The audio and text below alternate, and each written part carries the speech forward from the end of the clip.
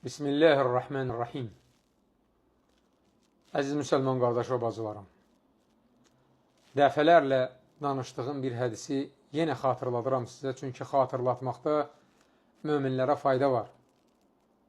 Səhabə gəlir Peyğəmbər sallallahu aleyhi və sələmin yanına deyir, ya Rasulullah, ən xeyirli mömin, ən fəzilətli, ən üstün mömin hansı mömindir? Rasulullah sallallahu aleyhi və sələm deyir ki, ölümünü tez-tez xatırlayan və ölümündən sonraki həyata hazırlıq görən. Sual verirəm sizə, əziz müsəlman qardaş və bacılarım.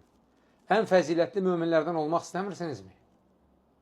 Bunun üçün tez-tez ölümünüzü xatırlayın və sonraki həyata hazırlıq görün. Ölümü xatırlamağın çox yolları var. Qəbirstanlığa getməkdir, ölümlə bağlı Quranda olan ayələri oxumaqdır və s. Lakin mən sizə Peyğəmbər sallallahu aleyhi və sələmin sünnədə bizə öyrətdiyi iki duanı öyrədəcəm. Əslində bu duaları siz əzbər bilməliydiniz. Bilənlərin xoş halına, bilməyənlərə də Allah kömək olsun, öyrənsinlər, əzbərləsinlər və bu duanı səhər və axşam deməklə ölümü xatırlasınlar və beləliklə də ən fəzilətli möminlərdən olsunlar. Sadə dualardır. Yatınmışdan əvvəl Peyğəmbər sallallahu aleyhi və sələm yatağına uzanıb, sağ əlini sağ yanağının altına qoyub, sağ böyrü üstə dua edib deyərdi. Bismikə Allahümmə əmutu və əhyə. Sənin adınla, ey Rəbbim, ölürəm və diriləcəm. Təbii ki, Allah istəsə. Ölürəm deyir. Diqqət edirsinizmi? Yatmaq, yəni yuxu ölümdür. İnsan yatdıqda həqiqi mənada ölür. Ruhu bədəndən çıxır. Və əgər Allah istəsə, o ruhu qaytarır, o adam həyatına davam edir.